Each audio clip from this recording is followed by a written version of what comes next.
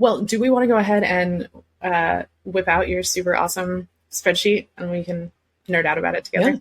We'll push up our glasses. And you want to see my spreadsheet? The stories we've read capture our attention and immerse our minds in settings of all kinds to bring us the spectrum of feelings and deliver the tale of tales to our starving psyches. Whether it's medieval-style fantasy with mages and knights, or hard sci-fi takes on the future of space colonization, or thrillers set in your backyard, world building is the foundation that holds up the narrative, the glue that keeps it from unraveling as readers follow the journey you laid out for them, all to make the stories jump from the pages and burn themselves into our memories. Welcome, weary writers, to Book Career in a Year's network of podcasts.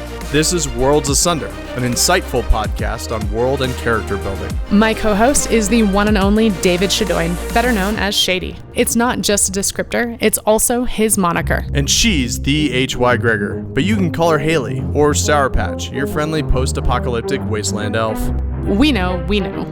We have nearly a score of published novels and short stories between us, but who the hell are we to teach you about world building and character development? We get it, which is why we decided to call in some favors. Each week, we pull from a list of the best and brightest authors, editors, and publishers to give tips and guidance on tackling the age-old questions and provide you with tools on how to accomplish world building like the pros. From environment to magic to characters, how do we strike a balance between what matters to our audiences and what matters to keep it all straight? Open up your ear holes and your minds and get ready for us to tear Worlds Asunder. So, if you're ready, just knock and enter.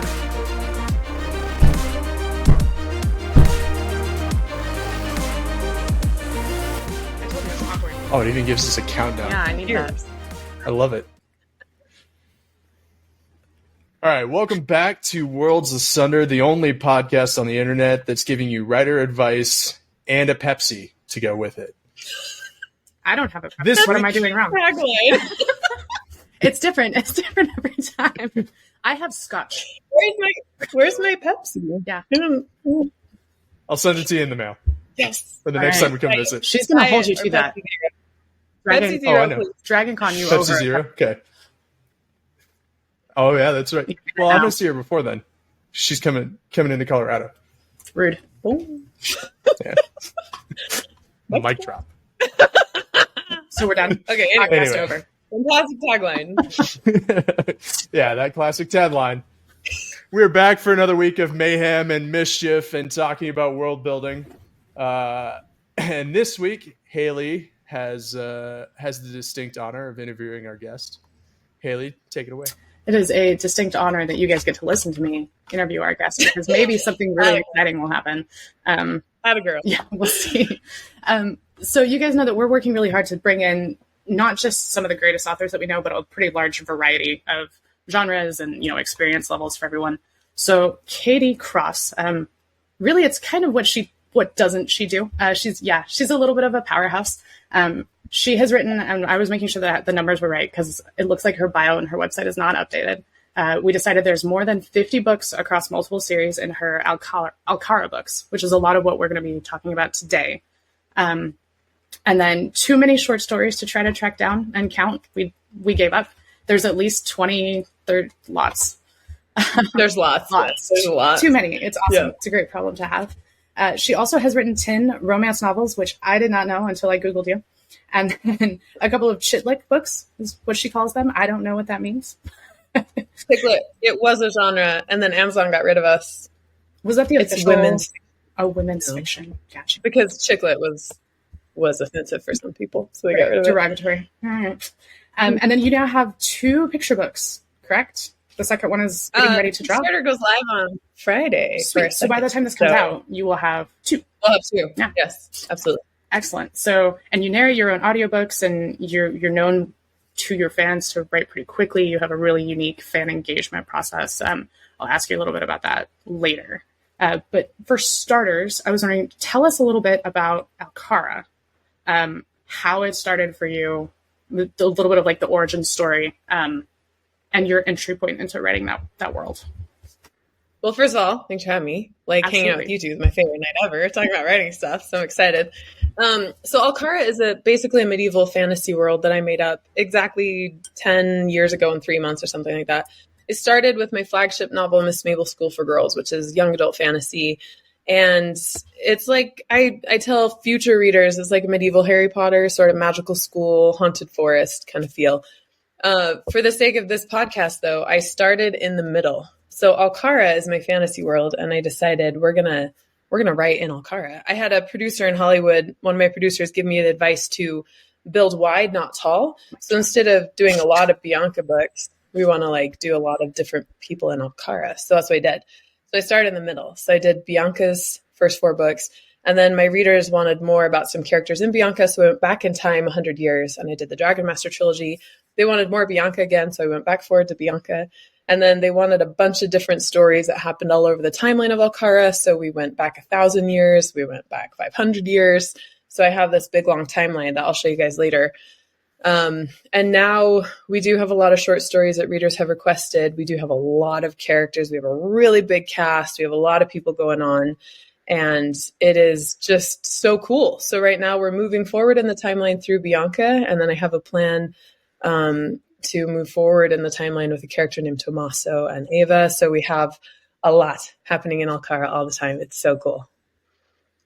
I can't even imagine how you keep all of it straight, right? Which is, what we're kind of hoping to help demystify here for a lot of people, because we talk about world Bibles, like keep track of everything, what color are your character's eyes, what date does this thing, significant event happen on? But I think what that actually looks like and knowing what information to include and, what is or isn't actually important is difficult to decide sometimes. How soon after writing Miss Mabel's School for Girls did you realize that you had created a monster, right? Like you have this Leviathan of a timeline that you have to keep track of. Did that happen like after the first couple of books, or was it longer than that? I say Leviathan in a very loving way. I think it's awesome. So. No, yeah, it is totally a Leviathan. It's like this whole thing. It's like outside me now, right? Like it's so big that other people are taking Alkarra into the world. They're building shrines in their houses. I mean, I literally have readers sending in pictures of like the Leadham wood room in their house. So it was 7 years. Yeah. I was a hot mess for 7 years. And then when I decided I should probably start tracking a bunch of this, that's when I put together the system that I'll show you guys today. And we are still catching up. So if any of you are pre-Leviathan, then please learn from my mistakes, because it's a lot easier to do this at the beginning. I will say the spreadsheet and the process that I've started, I have just vitalized, I guess the word is. I have a second world outside of Alkarra that I've started writing in that some people have requested. And so right away, like story began, I had this new spreadsheet, the world building spreadsheet, and I was like, I'm not doing that again. So it's pretty simple process to start at the beginning, and it decreases the amount of time you're searching for information, and it really increases efficiency. So it's amazing, and it's super easy, and it's totally free. I mean, you touched on it a little bit, right? But walk us through that first 7 years a little bit. How did you do it in the first 7 years? Was it just constantly going back and rereading your drafts, or did you have like something else that sort of was a system? So it was not as difficult then, because I had the first 4 Bianca books, and then I went back in time, and it was like starting over. Although it was in Alkarra and the big structure is the same, these were 2 very different people in completely different settings. So I was a little bit starting from scratch. I remember going through the Bianca books and like mining for details about Sana and Isadora, who I went back in time for. And I would just mine for details, and I had like some editors that were kind of keeping eyes out for me and that kind of thing. So it wasn't as pertinent then, but once I went back to Bianca, but like I had readers emailing me every day for more Bianca. So when I decided to do more Bianca and I started writing book 5, I was like, oh no, there's so much I have forgotten and I don't remember. And it was like eye color, and it was like quirks of personality and how do they swear and that kind of stuff. So that's when I was like, I'm so inconsistent. And I messed up a lot. In the Dragon Master trilogy, where I went back in time, I got to the 3rd book and I reread the 1st and 2nd book, and I was like, oh my gosh, there's so many details that don't jive. Like I had to go back and like fix and reformat and repay and everything to like re-upload on Ingram Spark. And I was like, I'm not doing this again. So failures, right? Like so much failing and then picking myself back up and figuring a better way. Yeah. So yeah, it was messy. In a word, it was messy. I mean, you've answered half my questions already, which are, what's the first big no and what would you do differently, right? When you're going back in time.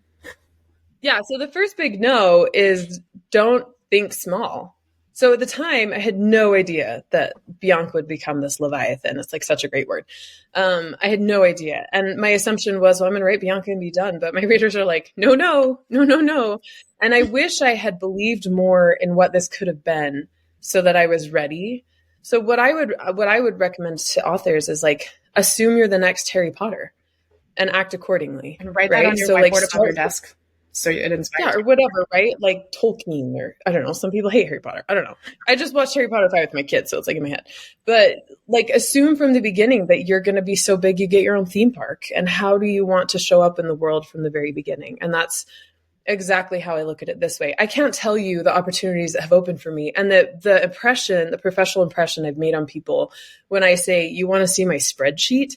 And it's like 4 numbers thick in columns, right? Because my timeline is so expansive. Or I had this company reach out to me because they're doing this really cool stuff with AI, and they wanted someone with like a big fan presence and readership, and they wanted to see if I could work with them. And I was like, well, like check out my spreadsheet, right? And they were so excited, they couldn't believe it. And it just makes it so easy to show up as the person that I want to be. And it's really just organization, right? And then I spend so much less time studying. I just get to be really efficient and write more, which is in the end game for me is more time in Alkarra being creative. And that's what like organization and efficiency allows me to do. So I get stupid nerdy about this. Like, saving time. I was drafting last week and decided that I don't want AI in my writing at all. But what I want is for my word processor, I want Scrivener to have an AI that I can say, hey, what color is this character's eyes? Or like, when was the last time we saw, the dog? Where's the dog? Things that way it could just read my manuscript for me and just, there you go. I don't have to remember it. But that would make us lazy. And we wouldn't bother with the world building. We wouldn't bother with paying attention to the spreadsheet. And then it's not actually in your brain. And I think my writing personally would suffer because I wouldn't pay as close of attention, right? Yeah, maybe. But like I have ADHD, so I'm not paying attention to that garbage anyway. Yeah. Right. Well, so it's like you have your spreadsheet. Well, I have my spreadsheet, but also the process that I work with, I know that there's going to be a draft where I'm reading through the whole thing in like 24 to 36 hours. And so everything is fresh on my mind.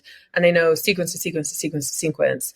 I'm going to be watching for stuff like, where's the dog? Who's standing up and all of a sudden is sitting down? Like, I trust my process enough. I know that I'll get there. So, yeah. And so it's 50 books to get that. I mean, where does the threshold, how many do I have to write? How honest can I be here? Please. Yeah. That has absolutely nothing to do with the number of books. Has everything to do with how willing I was to tackle mindset issues. So it took me a lot of failing to get to the point where I said, I'm at rock bottom. Like, where I don't know how to fix this. How do I get up from here? And realize, I'm not opening myself to improvement. I have mindset issues. I'm afraid, and I'm making decisions from fear. And once I turned that mindset issue around and I started trying to learn and look outside the box of fear that I built and control, that's when I started realizing this isn't as scary as I thought. And this can go faster than I was telling myself because I was afraid of success. Right. So you could have 4 books out and be doing what I do if you are faster at mindset issues than I was.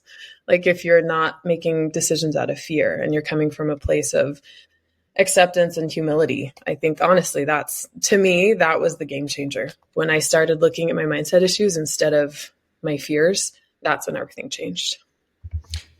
And for our audience a little bit, thank you, first of all, Katie, for sharing that with everybody, right? Like that's a really, really good tidbit because a lot of us will have, something holding us back a little bit. Very few of us walk into this and don't have something that's kind of keeping us from being better. But knowing you now, right? Because we haven't known each other that long, but knowing you now, you're a very outgoing person. You're very confident. You're very good at what you do. Like, I love watching you work. I love listening to you talk about writing. So it is interesting for me to kind of hear a little bit of that backstory, just from you as a writer in general. And I think that'll help, help some of our audience members who might be afraid of the giant world building aspects of it, keeping track of all the things. It's like you have to kind of get over those personal hurdles as well as get over the professional ones.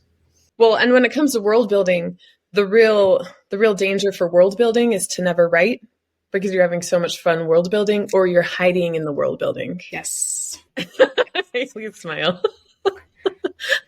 Raise your hand if this applies. We talk about, the world builder syndrome, I think is what Clark Ronson called it, because it's such an easy trap to fall into. And more so probably for, spec fic authors, right? I think probably for stuff that's your chick lit or, urban settings, that kind of thing, maybe not as much. But there still can be plenty of things like details to get mired down in, regardless of genre. Well, and really where it comes in here with world building is either control, perfectionism, or fear. So we're trying to, we're afraid of being successful, or we're afraid of failing. So you can't be too successful and have it change you, or you can't fail if you never actually write the damn book, right? Sorry, can we swear? Now we can. Yeah. Okay. If you never write good. the book, you don't have to face any of those pain, right? But also the fear of perfection, which is really just a fear of failure. And then perfectionism also is like control, right? So we're so afraid of the book being perfect that we feel like we have to have the map. We have to have the history. We have to know what great lord died 1,000 years ago that they're now taking as a curse word these days. So it really matters to the reader, when actually you're really you're building an iceberg and the Titanic's already down, man. It's not, we're hiding in the details because it helps us allay those fears that we're holding on to. But we're still getting that creative juice that we love, because we're in our own fantasy world and it feels so good and we love the creative, but we're just hiding. And eventually we start to recognize oh, there's something wrong with this story, but really it's not the story. It's that you're hiding from it. Slight non sequitur. Something that you said though, knowing the name of this god or whoever it was, the great lord that died, and we're taking his name in vain now. For your particular style of writing, your universe, that might actually be really important to you, because you might have someone say, hey, this is super cool, write me this origin story, and then you have to be like, oh crap, that was a sentence that I didn't pay any attention to, and now I have to write a novel, or I'm super interested in this. Do you keep track of tiny little nuggets like that as well, or do you wait for them to pop up and spark back after you've published the books? So I've done this several times. I'll put a throwaway historical fact that's a line in a book, and then I do it to see what happens. Who's going to pick up on it, right? And what are they going to say? So I have this character named Vittoria, and there's Vittoria Day in the Eastern Kingdom of my world, the Eastern Network of my world. And all I ever say in the Dragon Master trilogy is that it's Vittoria Day, and we're celebrating the first high priestess who was the poorest witch in the land and rose to high priestess, right? It's like a Cinderella story. It's like the Alkarra and Cinderella story. That's it. That's all I ever said. And I was like, let's see what happens. And of course, the readers were like, I want to know more about Vittoria. I want Vittoria's story. And I was like, okay, because you have one line. So you can do whatever the hell you want. You're not tied into it. But again, we get to this place of fear. I can't keep track of those details. I can't fill this need. I can't write this book in this world when I don't even know what's happening in this book. We start to discount what we can do, when really you've just thrown a line out there and you can do whatever you want with it. I've also done this with a character named Esmelda. I have, I don't know, like we said, over 50 titles. I like math, right? So I have over 50 titles, and Esmelda is probably present in 25 of them in some way with some fact or form of fiction. So I have said things about Esmelda in probably 25 books. And at some point, I'm going to have to do the Mortal Wars trilogy, which is Esmelda's story. I've already started plotting it. And there's so many details I've already decided, right? And we start to feel hemmed in. I can't keep track of all the details. I can't do this. But it's yeah, you can. Because even those 25 details are just 25 details against a whole world. So what I do is you can do this yourself, or I have my VA do it. I just say to Samantha, go through all of these books, because she has all my PDFs. And I say, these are the keywords I want you to search, and copy and paste any text with these keywords into this Google document. And then just have it organized in this order so I can look at the timeline. And then I just go through and I look at every single thing I've ever said about Esmelda. And then I already have a sort of structure to work with, right? And it's not that bad. So people panic about this a lot, like this whole idea, like, if I say it now, then it's established canon. Yeah, maybe. But maybe, like, it's fantasy, right? So you could probably riff it off of anything. Like, you could probably, like, oh, that Dark Lord was actually a legend. Like, I don't know. Like, you can, yeah. So we feel like it's out of our control at that point, which is a lie. Like, all of this we can say no to. All of this is in our control, and it's actually always okay. The other thing is, no one's going to die, right? Like, I say this to my team all the time. Real. Like, yeah, if we miss this deadline, like, it's books, no one's going to die. Like, it's okay. Like, I have a dog barking in chapter 11 of one of my audiobooks, and my team just was like, hey, I heard a dog barking. And I was like, that's kind of funny. Like, it's kind of funny. And so I was like, okay, I'll get it fixed eventually. It's already there. Like, whatever, I'll get it fixed. Eventually I'll get it fixed. Or, like, we published a book that on the outside of the cover said book 9, and it was book 10. And, like, all these readers were like, I got book 9. I'm like, no, it's actually book 10. We just forgot to change it. And I think it's hilarious. Right? It's the same with world building. It's the same with world building. Like, it's going to be fine. And that's like a good kind of way to approach it too, right? Is like, one, yeah, everything will work out. But two, one of the things you brought up that I really liked, and it's something that I really enjoyed. Michael J. Sullivan did a series, the Ryria Chronicles and the Ryria, I can't remember the other one, Revelations maybe. That's another fairly big series too. Yeah, and then he went back, and some of his throwaway one-liners, he was like, oh, I don't like what this did to my story, so now you're going to find out that it was actually a falsehood that got spread after the real story, right? And so it's a really cool way. It's a cool device, like you said, to throw that in, but you don't have to build it out at that point. Build it out. And I also, I made kind of a mental note. You go fishing for what your readers will buy next, right? And that is amazing. That is an amazing way to build out your world. Mm-hmm. Yeah. So that's why there's so many short stories, right? Is because I have something called the Reader Request Series, and I have a form on Google, and about every 6 months we share it, and people can request any story that they want. And it's 10,000 words or less. It can be a scene from a different point of view. It can be a backstory. It can be a love story. Typically what I end up doing is I weave plots, like subplots, into the novels that I sort of resolve, but they're going to want to actually see how it resolves in a separate short story. And then I just offer the short story for like $2.99 or something. And they always buy, right? They always buy. Well, and you have an amazing some more than others. You know, I do. And you work have really amazing hard readers to foster that and to like get to know your readers, and some of your stories are amazing. But this is why. Yeah. Like, this is why. It's because I have this world that they want to go to, and then I write the books that they want in that world. And so we build out the world in the direction the readers are asking. And I'm in Alkarra, so sure, like, I'll do anything, right? I was talking to a producer with a production company, and he was like trying to get a feel for me. And he was like, so when does Alkarra stop? And I was like, why would Alkarra stop? And he's like, we kind of like looked at each other a little awkwardly, and he was like, you're just going to keep writing in Alkarra? And I was like, well, they're going to keep buying. Like, I'm happy there.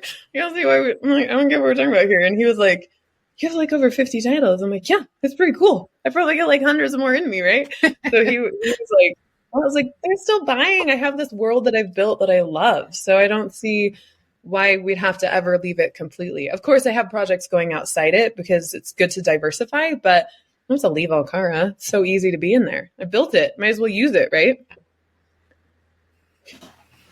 It makes me think a little bit too that, like, I love that you are joining your readers on the escapism of it, the adventure, right? And, you know, not only are you writing it, but you're also enjoying it. And that's one of the really cool things about world building, is that when you find something you really enjoy, it makes all of that so much easier.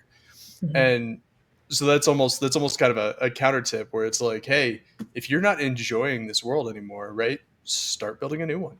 It's obvious. It's like, people pick up on that. So for sure. Although when you're not excited, your readers aren't going to be excited. They'll know. For me, I feel the quintessential example of that is Hitchhiker's Guide to the Galaxy, because it's pretty well known that Douglas Adams, by the time he was done with that. Like, there's all kinds of stuff when you pull from his journal entries. He was not interested in writing about Ford Prefect or anyone else anymore. And as much as I love the series, the first installation of that is by far the strongest, because you can tell by the end he was like, I don't care, like, whatever. Because there were other things he wanted to be working on. Yeah, you can tell. It bleeds through, like, when you're not excited. And also, like, who wants to write when you're not excited about the content? Like, already, writing can be kind of boring, right? You're, like, editing out verbs, changing passive to active. Like, sometimes it is a drudge. Like, even I love writing. Like, I am so excited every day to wake up and write. And I actively find ways to write more, because I sometimes write 6 to 8 hours a day, right? I love it. But even sometimes I'm like, oh my gosh, this is like not the most exciting thing on the planet, right? Like, you kind of have to get through it. And if you already don't love what you're doing, I can't imagine getting through the doldrums of writing. Doldrums is another good word.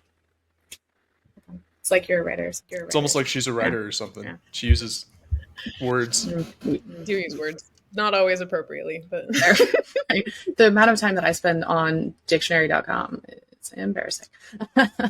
Makes me try Word Hippo. Word Hippo? Is that better or different? Yeah, I just have, you guys will see when I share my spreadsheet, I just always have a Word Hippo tab open.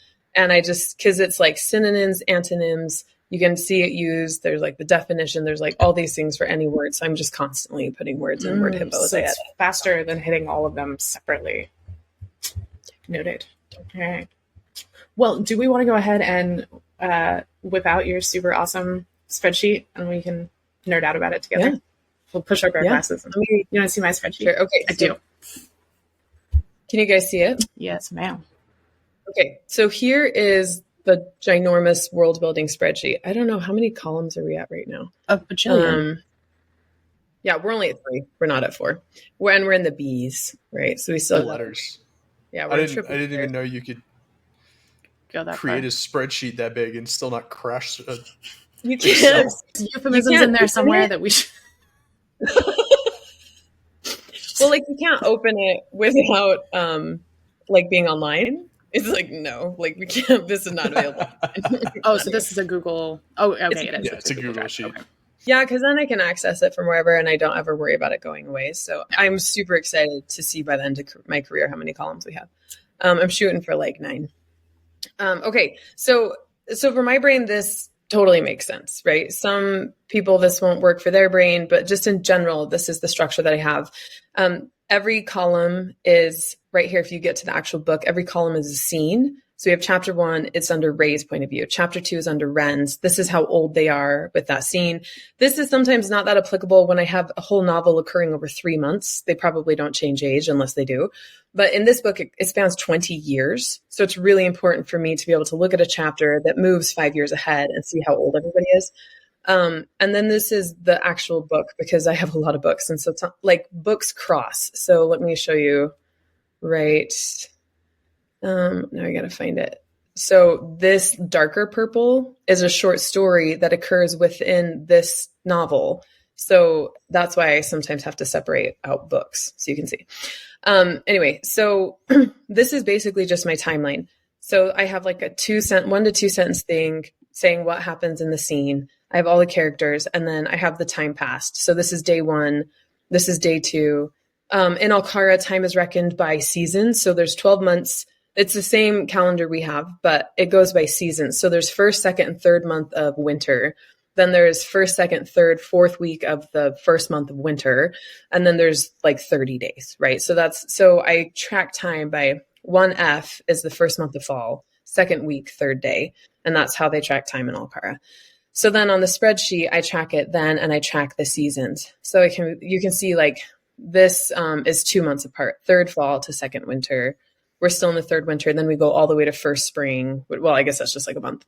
Anyway, so that's how I track my timeline. And then up here, anything in this light blue color is like a major event for the world. So a character is born, a character dies. So these should actually all be light blue. You can see it's like Ramsey's pregnancy starts in the year 115. I have actual birth date for Vargas because later I have to calculate his birthday. So you can see that kind of thing. If someone dies, if a specific letter is sent, that kind of thing. And then this right here is information specific to my plot. I had to track like how many rooms were in this library, how many books were in the library, and how many floors were in the library, or grimoires. So I would do that here. So I knew that I could scan any time and say, oh yeah, in year 121, the library had grown to 45 rooms. And in 4 years, it grew by 50 or 60 or whatever.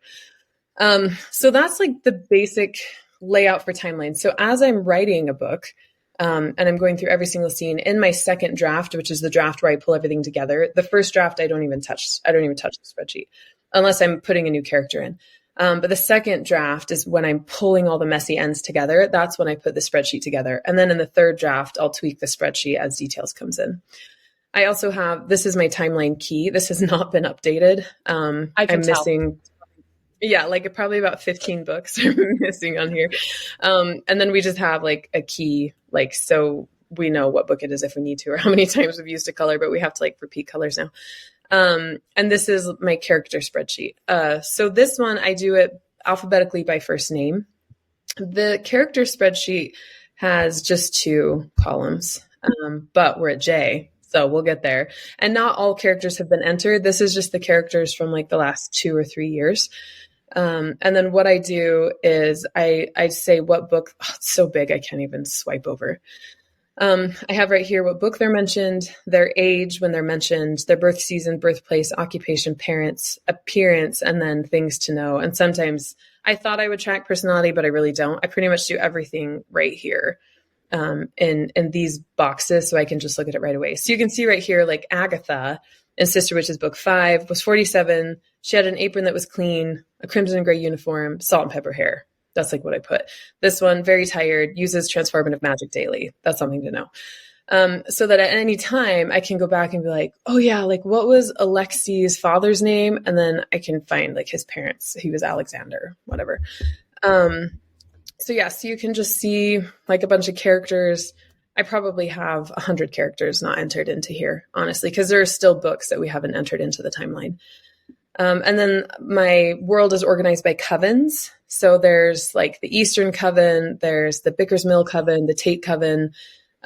So in specific books, like the Great Library of Berk, this was like how that Great Library of Berk was organized. Here are some network schools that are mentioned. This is the leadership for the Central Network in the Sister Witches series. So the High Priest is Charlie, and then Griffin, and then Bradley, and the High Priestess was Felicity, and then Marin. So if at any time we need to go back and say, wait, who is High Priest in this book? Then I could come back and just look at the leadership. This is another book, Mildred's Resistance. This is the Network series. These are like people that I've mentioned. The Brotherhood is like a spy organization. This is where any note I make about currency, I put over here just in case I need to remember how much did they buy soap for, right? Like if they bought soap for like a pentacle and then it was 10 pentacles, that wouldn't really make sense. So I try to keep track of the currency. And then these are my dragons. Same kind of thing with characters, only they're dragons. And then I have, this was the Great Library of Berk. This is so cool. Different gods and demigods, and then different languages, where they're spoken, where they're mentioned. I probably have about 10 more languages we haven't updated here. Different magic systems and their names. So this is the magic system, the goddess of origin, if there's a grimoire that's known, and then just little like what that magic system provides. In Alkarra, basically magic is imparted through grimoires. The goddesses like organize magic into books, and then witches get these grimoires and learn the magic from it. And so I have eternal opportunities for magic systems because there's just another grimoire, right? So I try to keep track of the magic systems we have. And then anyway, just places. And I had a 10-book series that covered 3 characters that I had to braid through. And so I kind of started it this way to make sure I was keeping track of everything. So that's really like, talk about a Leviathan, right? Like that's a Hydra, my friend. Yeah, that's like, right? So big. I even had a member of my team, Karen, I was paying her to go back through the books and update the timeline and go through everything. Like for all the Bianca books aren't even in there. Bianca's like my flagship. Like she's in Hollywood. Like everyone knows me for Bianca, but all of her books aren't even on my timeline. Right? Like at least some of them are. So we're still trying to catch it up, but it is the game changer for writing books in a consistent way that fosters trust between the reader and the author, because they have the same information for book to book. You just finished another episode of Worlds Asunder, this time with Katie Cross, part 1. We hope you enjoyed nerding out on spreadsheets, because Katie's got some more great info for you when she comes back next week.